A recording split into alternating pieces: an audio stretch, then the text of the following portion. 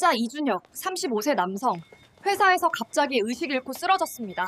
혈압 떨어지고 있어요. 빨리요. 보호자는요?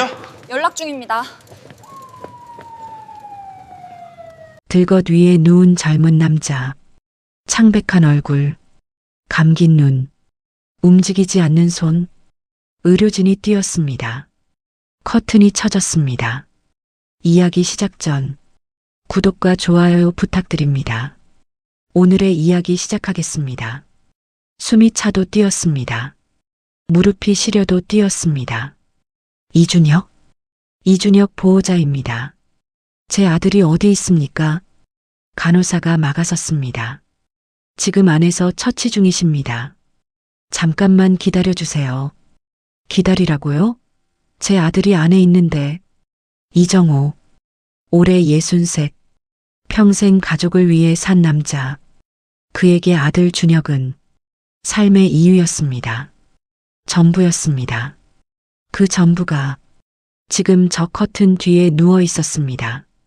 차가운 형광등, 흰 가운, 조용한 목소리. 급성 골수성 백혈병입니다. 정호의 귀에 그 말이 꽂혔습니다. 빠른 시일 내에 골수 이식이 필요합니다. 명숙이 입을 막았습니다. 정호는 눈 하나 깜짝하지 않았습니다. 흔들릴 시간이 없었습니다. 제가 하겠습니다. 제가 검사받겠습니다. 아버지 골수면 맞지 않겠습니까? 내일 당장 하면 됩니까? 정호는 팔을 내밀었습니다. 거침없이 바늘이 들어갔습니다. 빨간 피가 천천히 빠져나갔습니다. 정호는 그걸 바라봤습니다. 내가 아들을 살리는 거다. 그것만으로 충분했습니다. 정호는 매일 병원에 왔습니다. 아들 손을 잡아줬습니다. 아무렇지 않은 척 웃어줬습니다.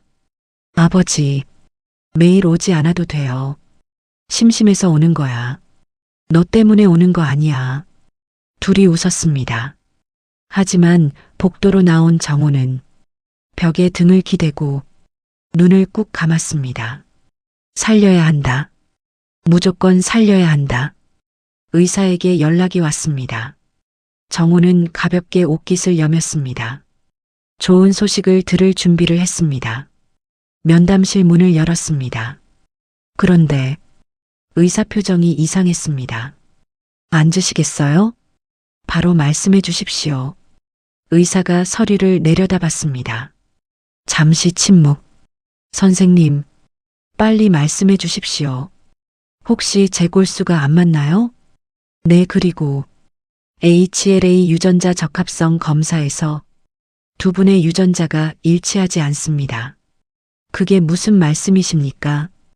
의사가 정호를 정면으로 바라봤습니다. 아버님, 한 박자 쉬었습니다. 두 분은 부자 관계가 아닌 것으로 나왔습니다. 정호의 얼굴이 굳었습니다. 아무 소리도 들리지 않았습니다. 사이렌도, 발소리도, 심장 소리도, 아무것도. 아닙니다. 검사가 잘못된 겁니다. 기계가 고장난 겁니다. 그럴 리 없습니다. 그 아이는 제 아들입니다. 처음 품에 안았던 날, 처음 눈을 맞췄던 그 순간, 그게 전부 거짓일 리가 없습니다. 병원 복도였습니다. 젊은 정호가 서 있었습니다. 30살, 작업복 차림 그대로 뛰어왔습니다. 손에는 아직 기름때가 묻어 있었습니다. 분만 실험. 정호는 그 앞을 왔다 갔다 했습니다. 10걸음, 돌아서, 10걸음, 돌아서. 안에서 명숙이 소리가 들렸습니다. 정호는 주먹을 꽉 쥐었습니다. 그리고 아기 울음소리가 들렸습니다. 세상에서 가장 작은 소리, 세상에서 가장 큰 소리. 간호사가 문을 열고 나왔습니다. 아버님, 아들입니다. 정호는 그 자리에 멈췄습니다. 아들이라는 말이 귀에서 맴돌았습니다. 분만실 안으로 들어갔습니다. 명숙이 지쳐 누워 있었습니다. 땀에 젖은 얼굴. 하지만 눈빛은 빛났습니다. 그 품에 아주 작은 아이가 있었습니다. 간호사가 정호에게 아이를 건넸습니다. 정호는 두 손을 내밀었습니다. 손이 떨렸습니다. 평생 기계를 만지고 무거운 걸 들었던 손이 그 순간만큼은 바들바들 떨렸습니다. 아이가 품에 안겼습니다. 정호는 숨을 멈췄습니다. 너무 가벼웠습니다. 너무 작았습니다. 너무 따뜻했습니다. 아이가 눈을 떴습니다. 까만 눈, 세상에 처음 나온 눈. 그 눈이 정호를 봤습니다. 아니, 봤는지 안 봤는지 알 수 없었습니다. 하지만 정호는 그 눈이 자신을 보고 있다고 느꼈습니다. 그 순간 이 남자 가슴 안에서 뭔가가 터졌습니다. 설명할 수 없었습니다. 말로 표현할 수 없었습니다. 그냥 이 세상에 이 아이가 있다는 것, 이 작은 생명이 지금 내 손 위에 있다는 것, 그것만으로 이 작은 아이 앞에서 30살 이정호는 소리 없이 울었습니다. 손가락 5개를 세어봤습니다. 발가락 5개를 세어봤습니다. 다 있었습니다. 다 온전했습니다. 정호가 아이 이마에 입을 맞췄습니다. 아주 살며시 숨결만 닿을 듯. 그리고 속으로 말했습니다. 내가 지킨다. 내가 평생 지킨다. 너는 아무 걱정 없이 살아. 그게 이정호 인생 최고의 날이었습니다. 그 아이 이름을 준혁이라 지었습니다. 이 아이가 세상에서 당당하게 살길 바라며 정호가 직접 지은 이름이었습니다. 첫걸음마 떼던 날, 정호가 두 팔 벌리고 앉아 있었습니다. 준혁이 비틀비틀 걸어왔습니다. 넘어졌습니다. 또 일어났습니다. 또 걸었습니다. 그리고 정호 품에 쏙 안겼습니다. 아빠, 그 한마디에 정호는 또 눈물이 날 뻔했습니다. 초등학교 입학식 날, 정호가 새 가방을 사줬습니다. 너무 커서 준혁 등을 다 덮었습니다. 아버지, 이거 너무 커요. 커도 돼. 나중에 맞춰줘. 준혁이 킬킬 웃으며 뛰어갔습니다. 정호는 그 뒷모습을 한참 바라봤습니다. 저 작은 등이 저 가방을 다 채울 날이 올 거라고 믿었습니다. 그렇게 35년이 흘렀습니다. 준혁은 자랐습니다. 키도 자랐습니다. 어깨도 자랐습니다. 마음도 자랐습니다. 그리고 지금 그 아이가 저 병실에 누워 있습니다. 정호는 의자에 앉아 있었습니다. 언제 앉았는지도 몰랐습니다. 손이 떨렸습니다. 무릎이 떨렸습니다. 서류가 눈앞에 있었습니다. 글자들이 흔들렸습니다. 아니, 눈이 흔들렸습니다. 정호가 천천히 일어섰습니다. 아무 말도 하지 않았습니다. 문을 열고 나갔습니다. 사람들이 지나쳤습니다. 의사들이 지나쳤습니다. 정호는 그 복도 한가운데 서 있었습니다. 움직이지 못했습니다. 35년이었습니다. 35년 동안 믿었습니다. 35년 동안 사랑했습니다. 35년 동안 살았습니다. 그 35년이 단 한 장의 종이로 무너졌습니다. 정호는 천천히 고개를 들었습니다. 병실 쪽을 바라봤습니다. 저 안에 자신의 아들이라 믿었던 사람이 누워 있었습니다. 그리고 집에 35년을 함께 산 여자가 있었습니다. 진실이라는 건 알고 싶을 때 오지 않습니다. 준비가 됐을 때 오지 않습니다. 가장 무너지면 안 될 때, 가장 버텨야 할 때, 그때 옵니다. 이정호의 진실도 그렇게 왔습니다. 정호는 차 안에 앉아 있었습니다. 시동을 걸지 않았습니다. 핸들을 잡은 손이 하얗게 질렸습니다. 창밖으로 사람들이 지나쳤습니다. 아이를 아는 아버지, 손을 잡은 부부, 웃으며 걷는 노인들. 전부 다 남의 얘기 같았습니다. 머릿속에서 의사 목소리가 반복됐습니다. 두 분은 부자 관계가 아닙니다. 아닙니다. 정우는 고개를 저었습니다. 검사가 잘못된 겁니다. 기계가 잘못된 겁니다.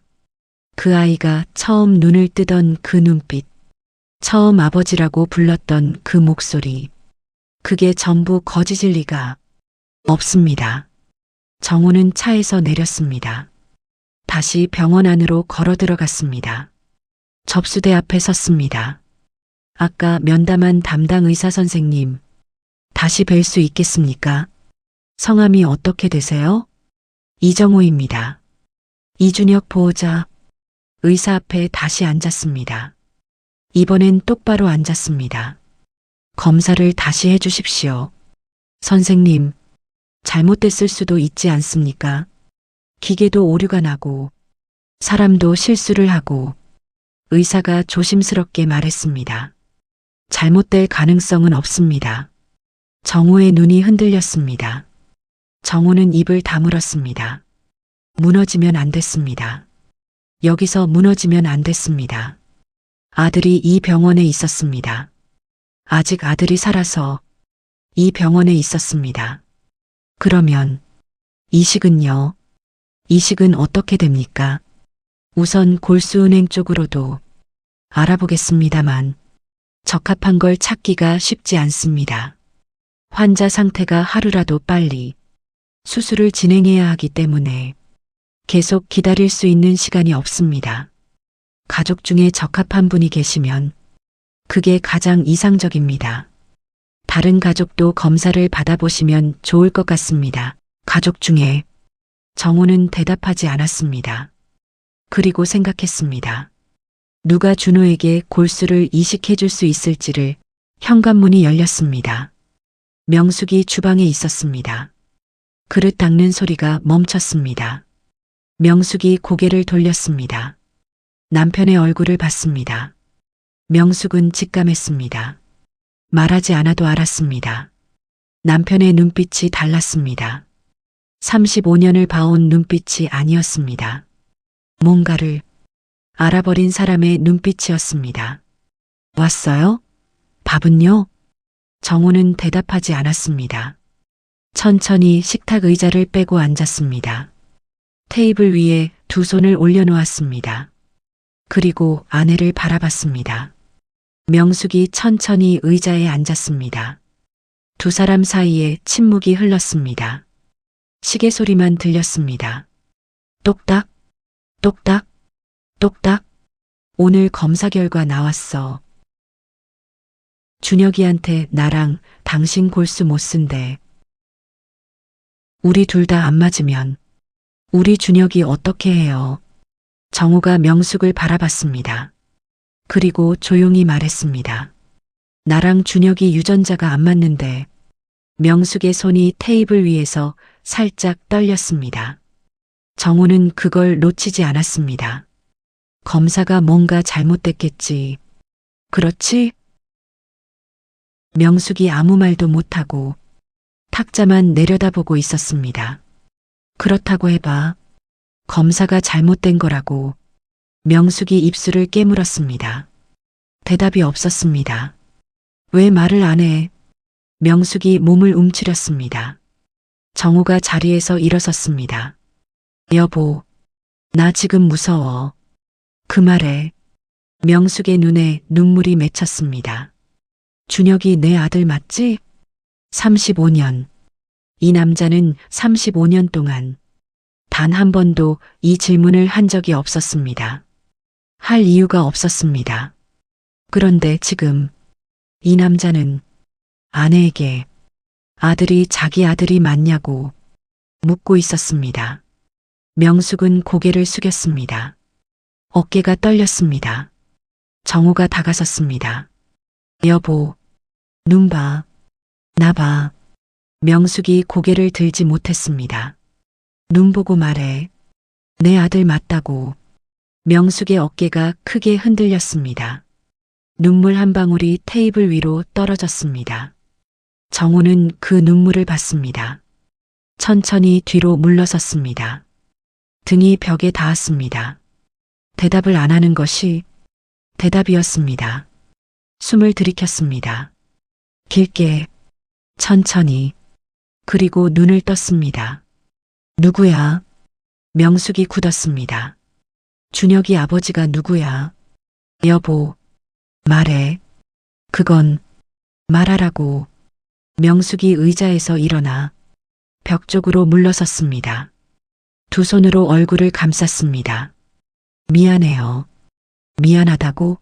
미안? 당신한테 말하고 싶었어요. 근데 언제 말하고 싶었어?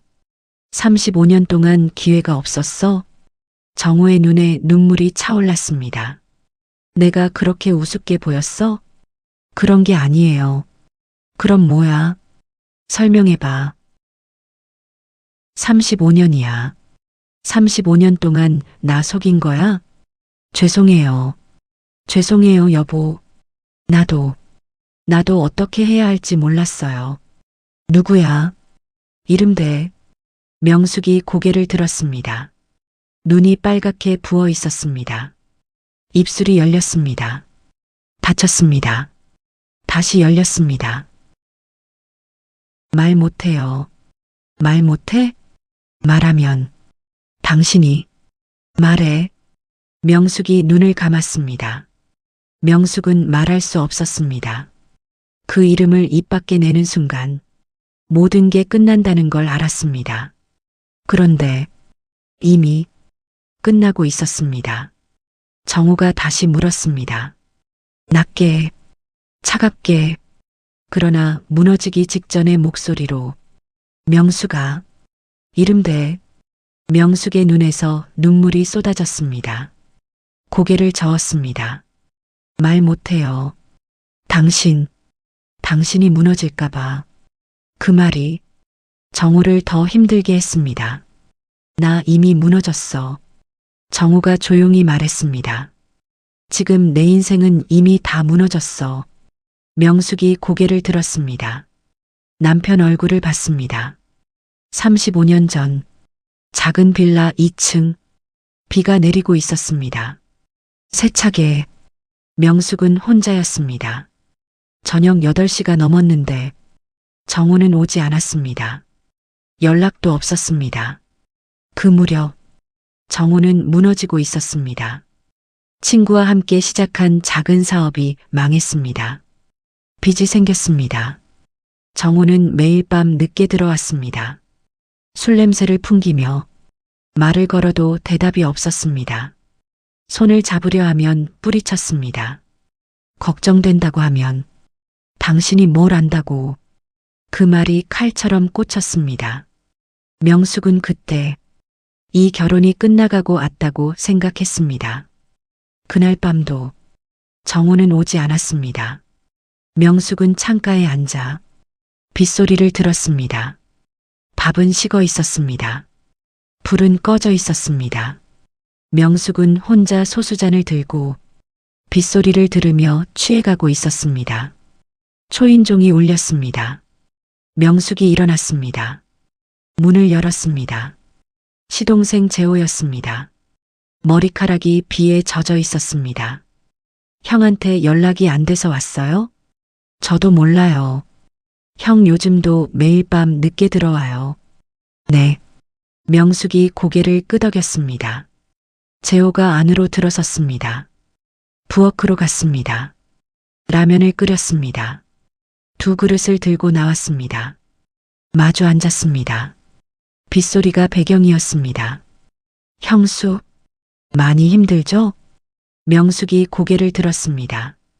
이럴 때일수록 굶지 말고 밥 챙겨 드셔야 해요. 술도 이렇게 혼자 드시지 말고 저를 부르세요. 괜찮아요. 안 괜찮아 보여요. 그 말에 명숙은 눈물이 났습니다. 오래 참았던 눈물이 한꺼번에 터졌습니다. 2 사람은 그날 밤 위로하며 위로받으며 넘지 말아야 할 선을 넘었습니다. 무너지는 건 한순간입니다. 재호가 손을 내밀었습니다. 명숙의 손 위에 살며시 얹었습니다. 형수, 울지 말아요. 명숙은 그 손을 뿌리치지 못했습니다. 그게 시작이었습니다. 위로가 경계를 넘었습니다. 비가 내리던 그날 밤, 두 사람은 돌이킬 수 없는 일을 했습니다. 명숙은 그날 밤을 평생 잊지 못했습니다. 아침이 왔습니다. 명숙은 혼자 방 안에 앉았습니다. 비는 그쳐 있었습니다. 두 사람은 그 이후 단 한 번도 그 밤 얘기를 꺼내지 않았습니다. 없었던 일처럼 살았습니다. 그리고 2달 후 명숙은 임신 사실을 알았습니다. 혼자 화장실 바닥에 앉아 있었습니다. 임신 테스트기를 손에 들고 한참을 울었습니다. 기뻐야 했습니다. 아이를 기다리고 있었으니까. 그런데 기쁘지 않았습니다. 무서웠습니다. 이 아이가 누구 아이인지 무서웠습니다. 명숙 혼자만 아는 비밀이 세상에서 가장 무거운 짐이 됐습니다. 하지만 명숙은 결심했습니다. 이 위태로운 결혼을 지키는 길은 아이를 낳는 일이라고 생각했습니다. 그리고 남편의 아이일 거라고 믿었습니다. 이 아이는 이정호의 아들이라고. 그렇게 35년이 흘렀습니다. 명숙이 눈을 떴습니다. 그날 밤 이후 명숙은 35년을 살았습니다. 매일 아침 밥을 차렸습니다. 매일 저녁 불을 껐습니다. 매일 밤 그 비밀을 안고 잠들었습니다. 그런데 지금 아들이 죽어가고 있었습니다. 명숙은 생각했습니다. 내가 움직여야 합니다. 남편이 알기 전에, 모든 게 터지기 전에 시동생을 만나야 했습니다. 손이 떨렸습니다. 연락처를 열었습니다. 이재호. 그 이름 앞에서 손가락이 멈췄습니다. 이 번호를 누른 적이 없었습니다. 35년 동안 명절에 만나도 집안 행사에 만나도 이 번호만큼은 누르지 않았습니다. 그게 명숙이 지킨 마지막 선이었습니다. 그 선을 지금 넘어야 했습니다. 명숙이 전화를 눌렀습니다. 신호가 갔습니다. 1번, 2번, 여보세요? 재호 목소리였습니다. 명숙은 숨을 멈췄습니다. 재호 씨, 잠시 침묵. 형수님? 네. 무슨 일이세요? 형 모르게 둘이 좀 만나요. 재호가 말을 잇지 못했습니다. 준혁이 때문이에요. 전화기 너머로 재호가 숨을 들이켜는 소리가 들렸습니다. 언제요? 내일. 아침에. 알겠어요. 전화가 끊겼습니다. 명숙은 핸드폰을 내려놨습니다. 손이 여전히 떨렸습니다. 이 여자는 지금 혼자 모든 걸 막으려 하고 있었습니다. 남편이 알기 전에, 가족이 완전히 무너지기 전에 준혁을 살려야 했습니다. 그것만 생각했습니다. 명숙이 먼저 와 있었습니다. 창가 구석자리, 사람이 없는 곳. 커피는 시켜놨지만 손도 대지 않았습니다. 문이 열렸습니다. 재호가 들어왔습니다. 두 사람이 마주 앉았습니다. 35년 만에 단둘이 어색했습니다. 아니, 어색하다는 말로는 부족했습니다. 이 두 사람 사이에는 35년 전 그날 밤이 있었습니다. 그리고 그날 밤이 만들어낸 한 아이가 있었습니다. 아무도 먼저 말을 꺼내지 않았습니다. 명숙이 먼저 입을 열었습니다. 준혁이 병원에 있는 거 알죠? 네. 형한테 들었어요. 백혈병이라고. 골수 이식이 필요해요. 정호 씨가 검사했는데 명숙이 잠깐 멈췄습니다. 안 맞는데요. 재호가 눈을 내리깔았습니다. 재호 씨. 재호 씨가 검사해 주세요. 재호가 고개를 들었습니다. 명숙을 바라봤습니다. 그 눈빛에 모든 게 담겨 있었습니다. 재호는 그 눈빛을 보고 알았습니다. 왜 자신이 검사해야 하는지, 명숙이 왜 혼자 여기 왔는지. 형수님, 네, 형은 알아요? 몰라요. 형이 알면 안 돼요. 지금은. 재호가 천천히 고개를 끄덕였습니다. 준혁이가. 재호가 조용히 말했습니다. 제 아들인 거예요? 그 말이 카페 안에 조용히 떨어졌습니다. 명숙은 대답하지 않았습니다. 대답하지 않는 것이 대답이었습니다. 재호가 눈을 감았습니다. 재호는 35년 동안 혼자 묻어뒀습니다. 준혁이 태어나던 날, 형이 그 아이를 안고 환하게 웃던 얼굴, 그 얼굴을 보며 재호는 결심했습니다. 형이 평생 이 일을 몰라야 한다고. 그런데 지금 그 아이가 죽어가고 있었습니다. 재호 씨, 명숙이 테이블 위로 손을 내밀었습니다. 그러다 멈췄습니다. 손을 걷었습니다. 부탁이에요. 목소리가 떨렸습니다. 준혁이 좀 살려줘요. 재호가 눈을 떴습니다. 그냥 작은아버지니까 혹시나 해서 검사해 본 거라고. 그렇게만 해줘요. 재호 씨가 아니면 준혁이를 살릴 사람이 없어요. 재호는 한참 아무 말도 하지 않았습니다. 창밖으로 사람들이 지나쳤습니다. 아무것도 모르는 사람들이 평범한 아침을 보내고 있었습니다. 재호가 천천히 입을 열었습니다. 형수님, 네, 저한테도 가족이 있어요. 알아요. 아내도 있고, 애들도 있고. 이거 알려지면.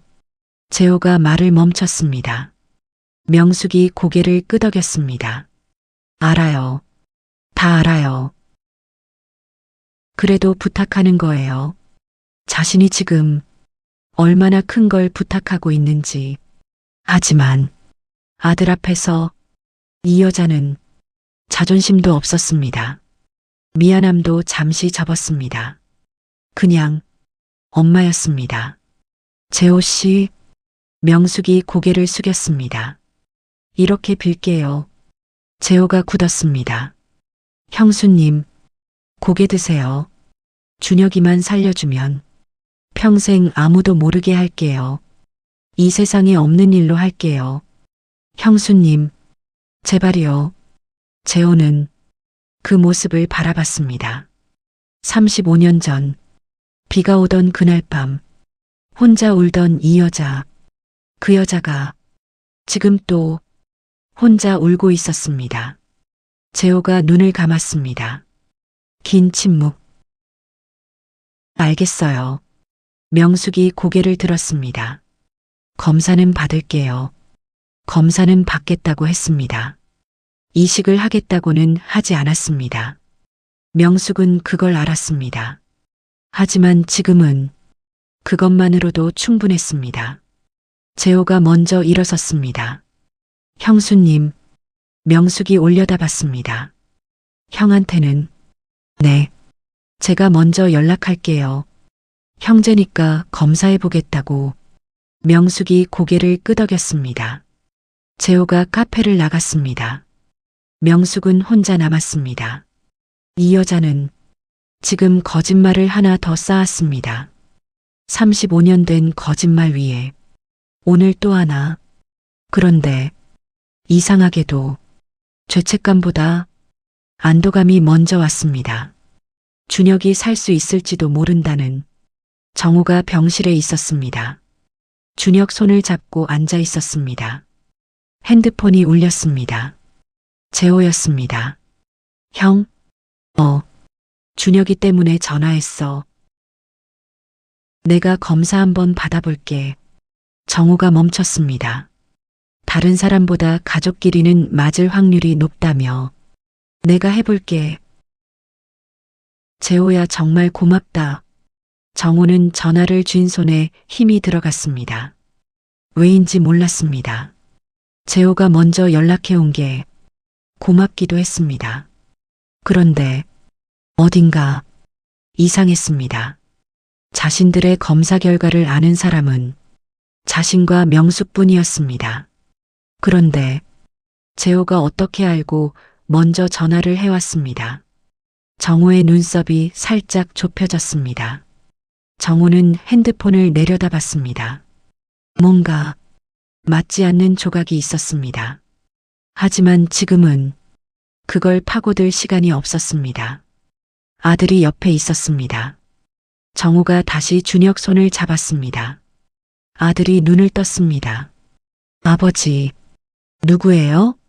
작은아버지. 작은아버지가 왜요? 검사 받겠다고. 준혁이 잠깐 말이 없었습니다. 작은아버지한테 부탁한 거예요? 아니, 먼저 연락해 왔어. 준혁이 창밖을 봤습니다. 아버지, 왜? 저 때문에 너무 많은 사람이 힘들어요. 무슨 소리야? 아버지도 그렇고, 작은아버지도 그렇고. 정호가 준혁 손을 꽉 쥐었습니다. 준혁이 눈물을 글썽였습니다. 이 병실 안에서 아버지와 아들이 손을 잡고 있었습니다. 피가 섞였는지 아닌지 지금 이 순간 아무 상관이 없었습니다. 병원복도 명숙이 걸어왔습니다. 병실 문 앞에 섰습니다. 유리창 너머로 정우와 준혁이 보였습니다. 손을 잡고 있는 두 사람. 명숙은 그 모습을 바라봤습니다. 저 두 사람을 지켜야 합니다. 저 두 사람이 저렇게 있을 수 있도록 자신이 막아야 합니다. 명숙이 병실 문을 열었습니다. 며칠 뒤 재호의 검사 결과가 나왔습니다. 일치했습니다. 준혁을 살릴 수 있었습니다. 그런데 재호가 사라졌습니다. 세상에서 가장 잔인한 선택이 있습니다. 지키고 싶은 것이 두 개일 때, 하나를 버려야 할 때, 재호 앞에 놓인 선택이 그랬습니다. 조카의 목숨, 아니면 자신의 가정. 이 남자는 지금 지옥 한가운데 서 있었습니다. 병원 면담실, 의사가 서류를 내밀었습니다. 재호는 그걸 받아들었습니다. 눈이 멈췄습니다. 일치, 맞았습니다. 자신의 골수가 준혁과 맞았습니다. 재호는 서류를 내려놨습니다. 기쁨이 와야 했습니다. 조카를 살릴 수 있다는 기쁨이.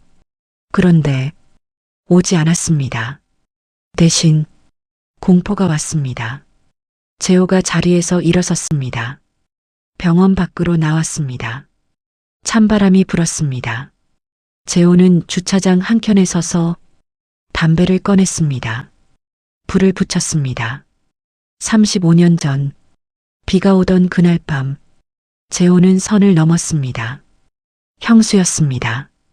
형의 아내였습니다. 변명은 없었습니다. 외로운 여자가 울고 있었고 자신이 손을 내밀었습니다. 그게 다였습니다. 그리고 준혁이 태어났습니다. 그리고 직감했습니다. 하지만 말하지 않았습니다. 아닐 거라고 믿었습니다. 형이 그 아이를 안고 웃는 얼굴을 봤습니다.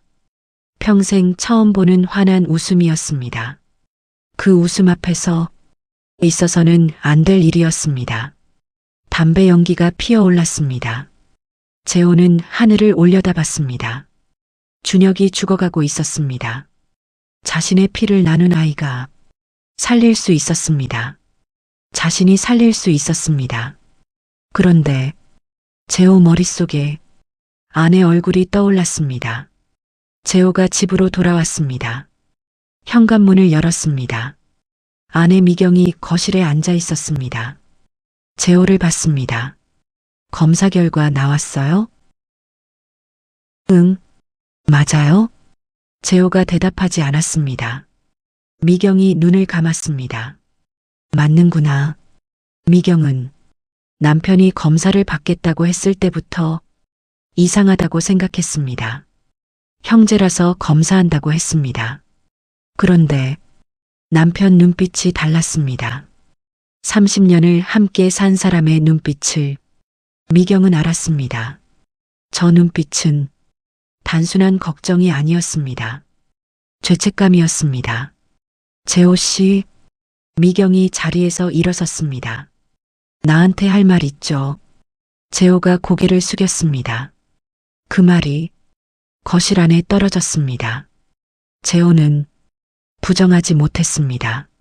미경은 남편 얼굴을 봤습니다. 미경은 뭔가 이상해서 슬쩍 떠본 거였는데 남편의 반응이 수상했습니다. 미경은 다시 물었습니다.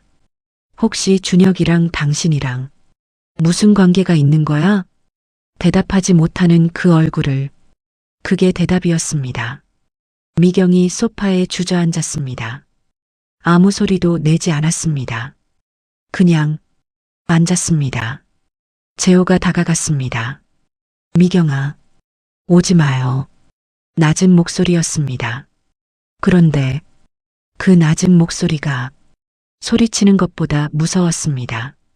오지 말라고요. 재호가 멈췄습니다. 미경이 고개를 들었습니다. 눈물이 없었습니다. 그게 더 무서웠습니다. 30년이에요. 미경아, 30년 동안 나랑 살면서 형님 아이를. 목소리가 떨렸습니다. 그 아이 얼굴 볼 때마다 어떤 기분이었어요? 재호가 고개를 숙였습니다. 미경아, 나는.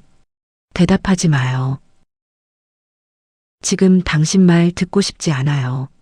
미경은 30년을 속았습니다. 아니, 몰랐습니다. 속은 것도 몰랐습니다. 그게 더 무서웠습니다. 모르는 채로 그 아이 생일을 챙겼습니다. 그 아이 졸업식에 갔습니다. 그 아이한테 용돈을 줬습니다. 아무것도 모르고 미경은 생각했습니다. 나는 지금 어떻게 해야 하는가? 남편을 떠나야 하는가? 이 집을 나가야 하는가? 그런데 저 병원에 아이가 죽어가고 있었습니다. 미경이 안방으로 들어갔습니다. 문을 잠갔습니다. 재호가 혼자 앉아 있었습니다. 불도 켜지 않았습니다. 어두운 거실, 핸드폰을 들었습니다. 명숙에게서 문자가 와 있었습니다. 결과 나왔어요. 연락 주세요. 재호는 그 문자를 바라봤습니다. 연락해야 했습니다. 이식 동의를 해야 했습니다. 준혁을 살려야 했습니다.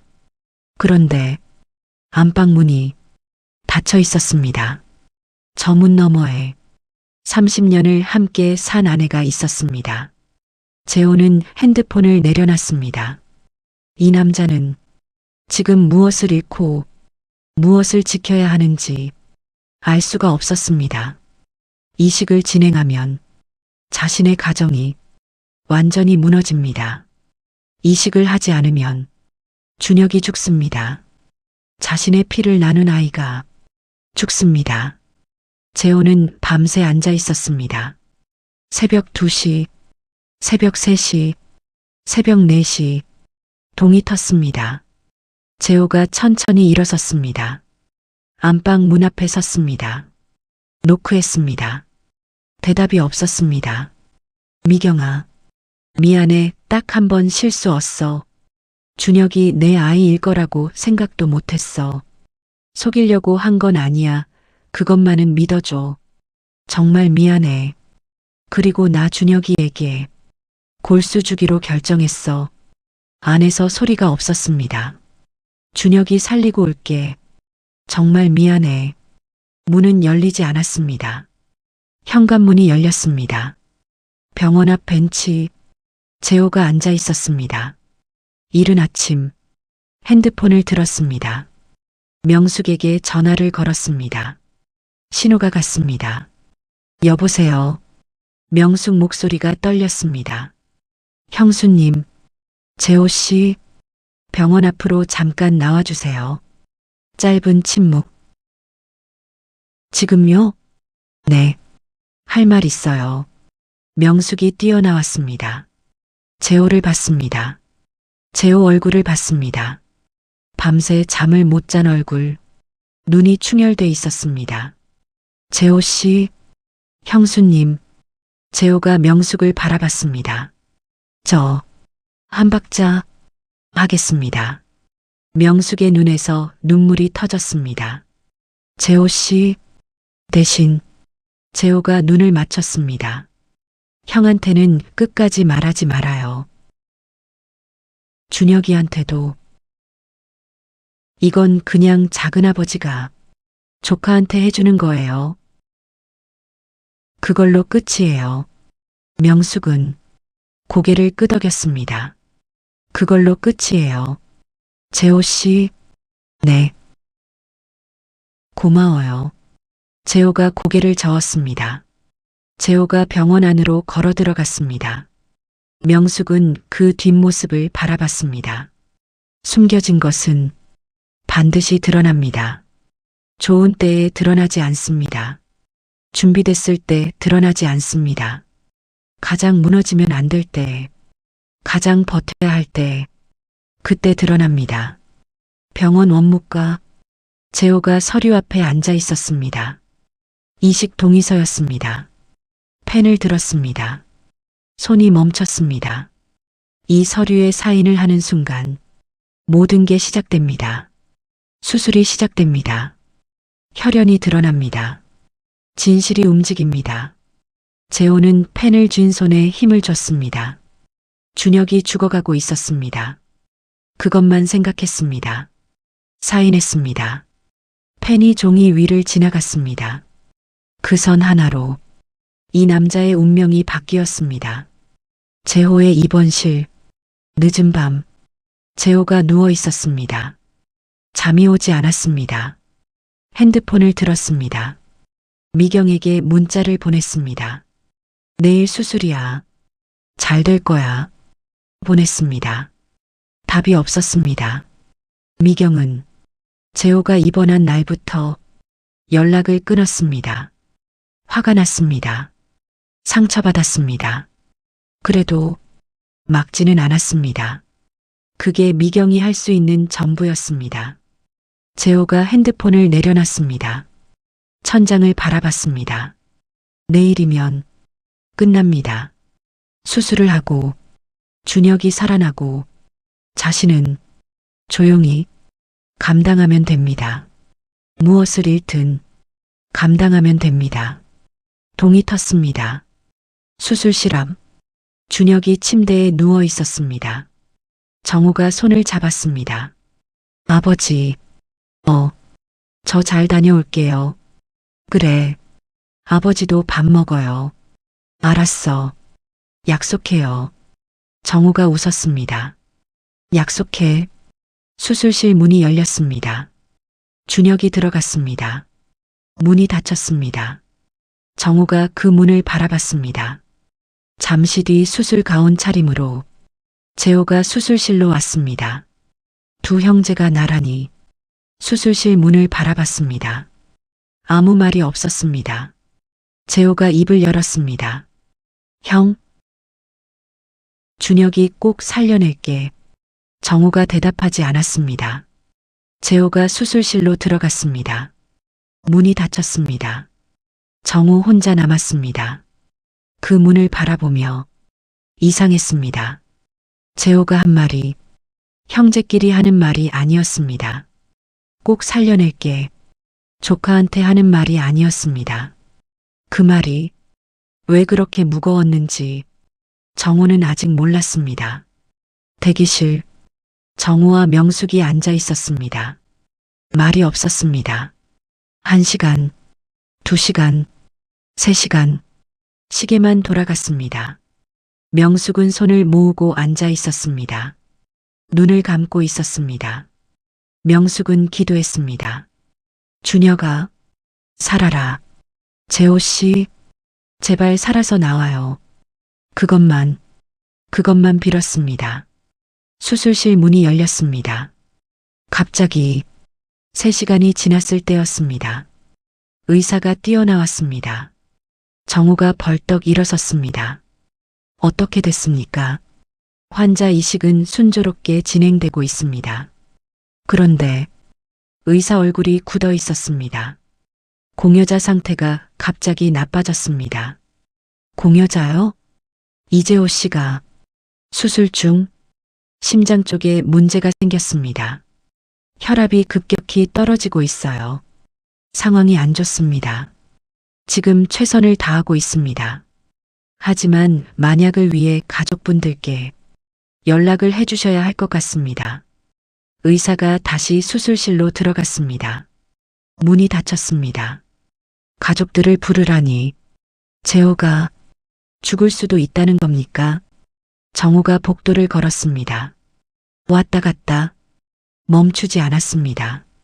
명숙이 벽에 기대 서 있었습니다. 두 손으로 얼굴을 감쌌습니다. 정호는 걸으면서 생각했습니다. 재호는 자기 심장에 문제가 있다는 걸 몰랐을 리 없었습니다.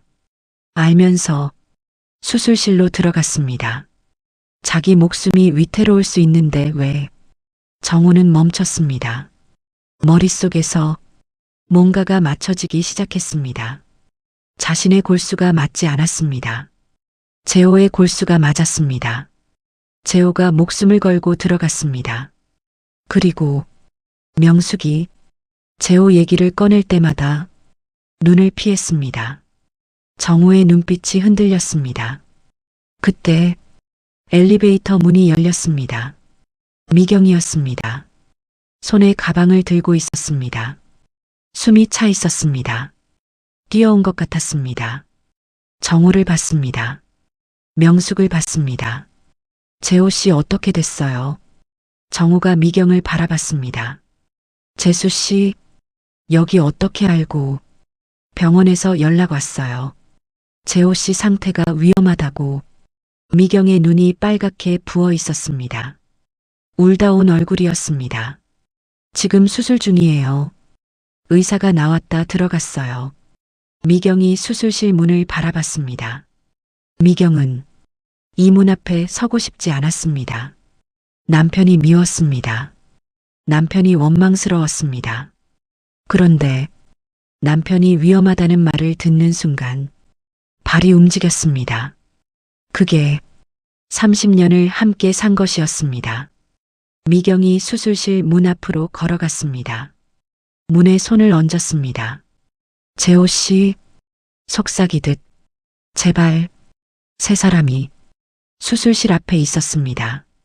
정호, 명숙, 미경, 각자 다른 마음으로 같은 문을 바라보고 있었습니다. 시간이 흘렀습니다. 정호가 의자에 앉았습니다. 미경이 옆 의자에 앉았습니다. 명숙은 조금 떨어진 곳에 섰습니다. 침묵. 미경이 입을 열었습니다. 아주버님. 정호가 고개를 들었습니다. 재호 씨가. 미경이 말을 멈췄습니다. 왜 이 수술을 하려 했는지 정호가 미경을 바라봤습니다. 알고 싶으세요?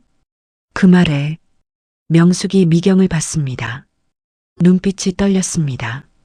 동서, 제발. 명숙은 애원하는 눈빛으로 미경을 바라봤습니다. 제발 아무 말도 하지 말아주기를 바라면서 미경이 명숙을 바라봤습니다. 두 여자의 눈이 마주쳤습니다. 미경은 알고 있었습니다. 전부는 아니었습니다. 그러나 충분히. 그리고 지금 남편이 저 안에서 죽어가고 있었습니다. 왜 죽어가고 있는지 정호는 알아야 했습니다. 아주버님. 미경이 정호를 바라봤습니다. 재호 씨가 왜 목숨까지 걸었는지. 명숙이 미경에게 다가갔습니다. 동서, 잠깐만. 미경이 명숙을 봤습니다. 형님. 목소리가 떨렸습니다. 저 지금 너무 무서워요. 재호 씨가 죽으면 아주버님은 영원히 모를 수도 있어요. 그게 맞아요? 명숙은 대답하지 못했습니다. 미경이 다시 정호를 바라봤습니다. 아주버님. 정호가 미경을 똑바로 봤습니다. 준혁이. 미경의 목소리가 흔들렸습니다. 재호 씨 아들이에요. 그 말이 복도에 떨어졌습니다. 아무 소리도 없었습니다. 형광등 소리만 들렸습니다. 윙. 정우는 움직이지 않았습니다. 표정도 없었습니다. 그냥 미경을 바라봤습니다. 천천히 정우가 고개를 돌렸습니다. 명숙을 바라봤습니다. 명숙은 고개를 들지 못했습니다. 여보. 명숙의 어깨가 흔들렸습니다. 나봐. 명숙이 고개를 들었습니다. 눈이 이미 빨갛게 젖어 있었습니다. 정우가 물었습니다. 낮게, 아주 낮게. 맞아? 명숙이 눈을 감았습니다. 눈물이 흘렀습니다. 고개가 천천히 내려갔습니다. 그 고개가 내려가는 순간 이정호의 35년이 완전히 끝났습니다.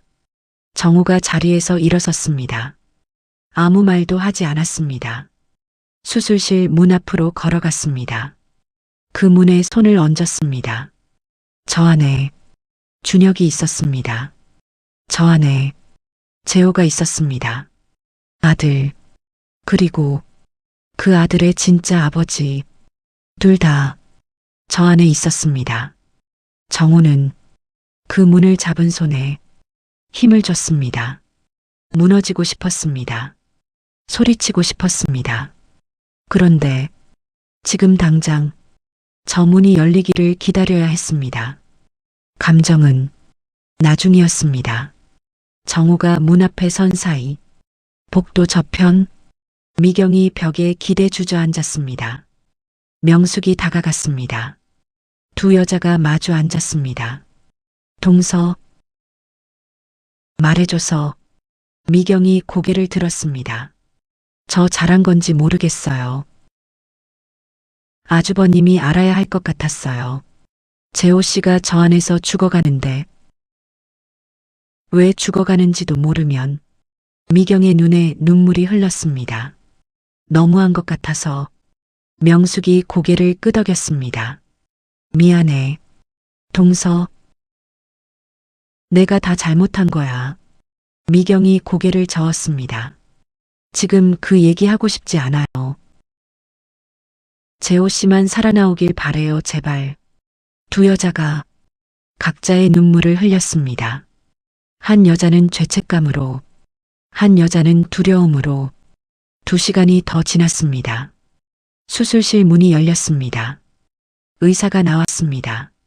세 사람이 달려갔습니다. 어떻게 됐습니까? 의사가 마스크를 내렸습니다. 이식 성공했습니다. 명숙이 입을 막았습니다. 준혁 씨는 회복실로 이동합니다. 재호는요? 정우가 끊었습니다. 이재호는요? 의사가 잠깐 멈췄습니다. 고비가 있었습니다. 지금은 안정됐습니다. 중환자실로 이동할 겁니다. 미경이 그 자리에서 무너졌습니다. 소리 없이 정우가 눈을 감았습니다. 살았습니다. 둘 다 살았습니다. 정우는 그 자리에서 한동안 눈을 뜨지 못했습니다. 사람들이 흩어졌습니다. 미경은 중환자실 앞으로 갔습니다. 명숙은 회복실 앞으로 갔습니다. 정우는 혼자 복도에 남았습니다. 벽에 등을 기댔습니다. 천천히 주저앉았습니다. 바닥에 63, 평생 꼿꼿하게 살았던 남자가 아무도 없는 복도 바닥에 주저앉았습니다. 눈물이 흘렀습니다. 소리가 나왔습니다. 이 남자가 평생 내본 적 없는 낮고 깊은 울음소리가 텅 빈 복도에 퍼져나갔습니다. 35년이었습니다. 이 남자가 아버지로 산 시간이 그 시간이 거짓이었는가? 아니었습니다.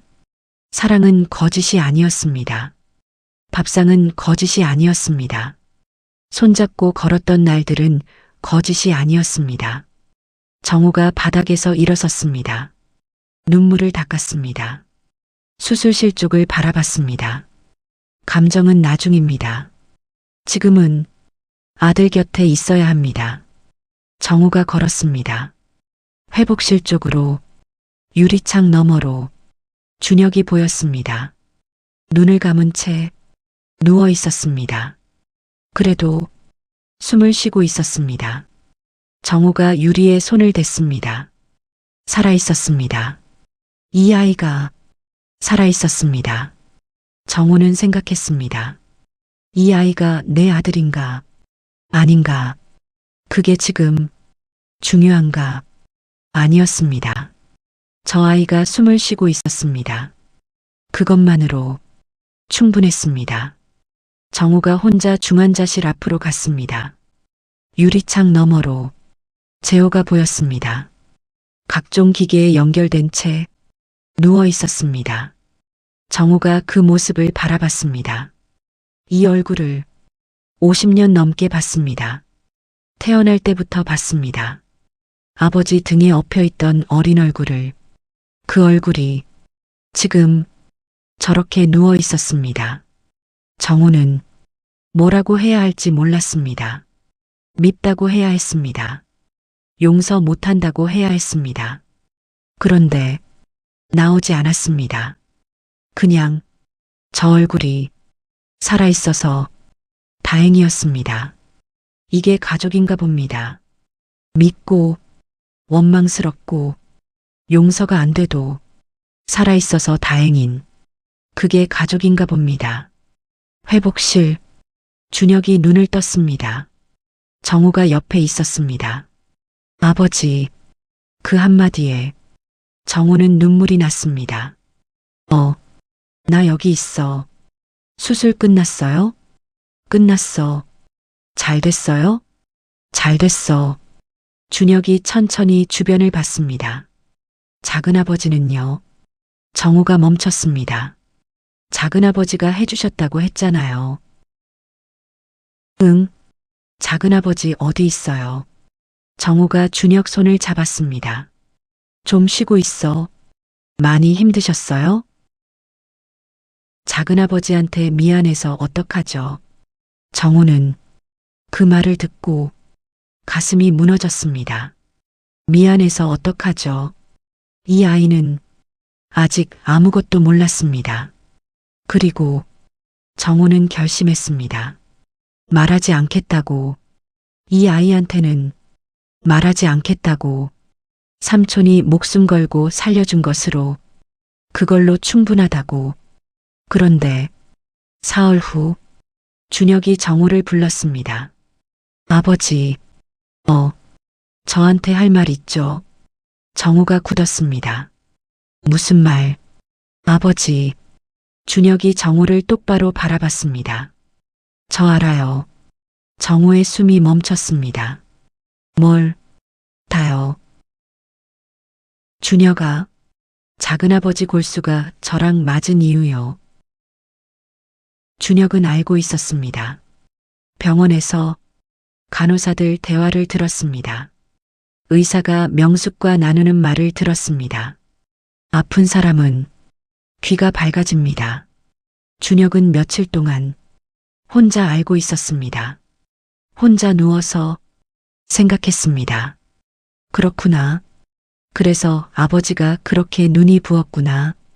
그래서 어머니가 그렇게 울었구나. 그래서 작은아버지가 목숨을 걸었구나. 아버지.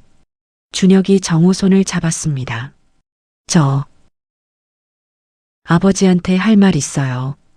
정우가 준혁을 바라봤습니다. 저는요. 준혁의 눈에 눈물이 맺혔습니다. 아버지 아들이에요. 정우가 굳었습니다. 피가 어떻든 준혁아. 저는 아버지 아들이에요. 정우의 눈에서 눈물이 흘렀습니다. 35년 동안 준혁이 울먹였습니다. 저 키워준 사람이 아버지잖아요. 손잡아준 사람이 아버지잖아요. 준혁이 정우 손을 꽉 쥐었습니다. 그게 아버지예요. 정우는 말을 잃었습니다. 이 아이가 이걸 알면서도 아버지라고 했습니다. 아버지, 그 한 단어가 이 남자의 35년을 다시 세워줬습니다. 정우가 준혁을 끌어안았습니다. 남자가 울었습니다. 소리내서 63, 평생 꼿꼿하게 살았던 남자가 아들 앞에서 소리내서 울었습니다.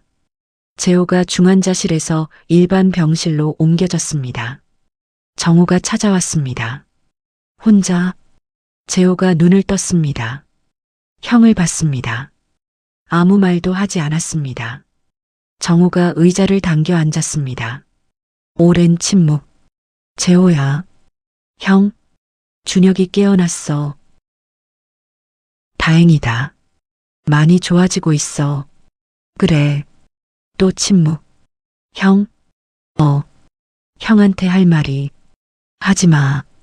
재호가 멈췄습니다. 지금 하지 마. 형. 나 아직 준비 안 됐어. 정우가 창밖을 바라봤습니다. 용서한다고 하면 거짓말이야. 괜찮다고 하면 거짓말이야. 근데 정우가 재호를 바라봤습니다. 살아줘서 고맙다. 재호의 눈에 눈물이 흘렀습니다.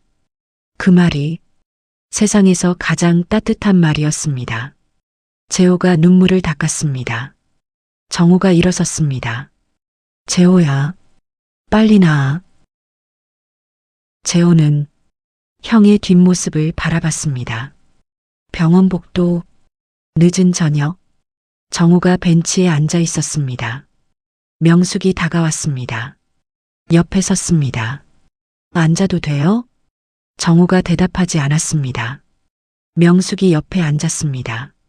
한참 침묵. 여보. 정우가 입을 열었습니다.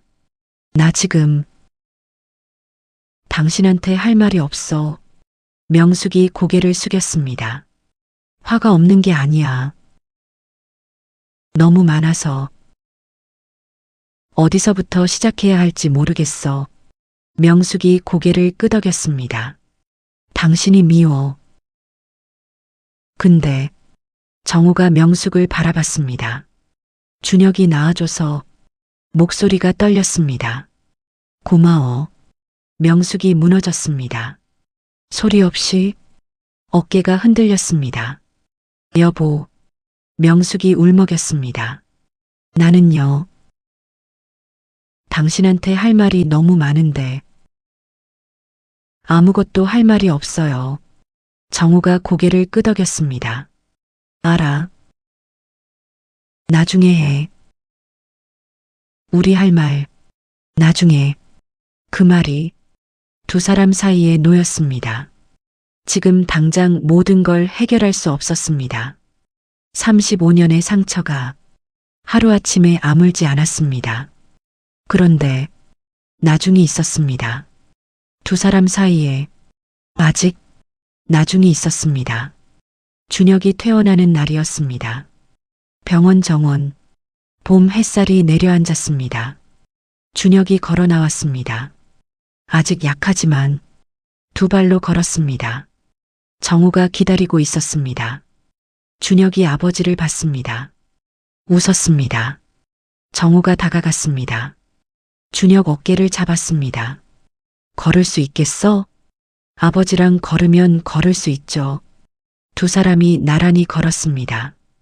봄 햇살 아래 아버지와 아들이 피가 같은지 다른지 이제 아무도 묻지 않았습니다. 35년을 함께 산 것이 진짜였습니다. 그것으로 충분했습니다. 정우는 걸으면서 생각했습니다. 아버지라는 건 피가 아니었습니다. 매일 저녁 손을 잡아주는 것, 넘어지면 일으켜 세워주는 것, 그게 아버지였습니다. 35년 동안 아버지였습니다. 그건 아무도 빼앗을 수 없었습니다. 피는 섞이지 않았습니다. 그래도 이 아이는 내 아들이었습니다. 35년 동안 단 한순간도 의심한 적 없이 내 아들이었습니다. 이 이야기가 마음에 남으신다면 구독과 좋아요, 그리고 여러분의 생각을 댓글로 남겨주세요. 다음 이야기에 많은 힘이 됩니다. 끝까지 함께 해주셔서 감사합니다.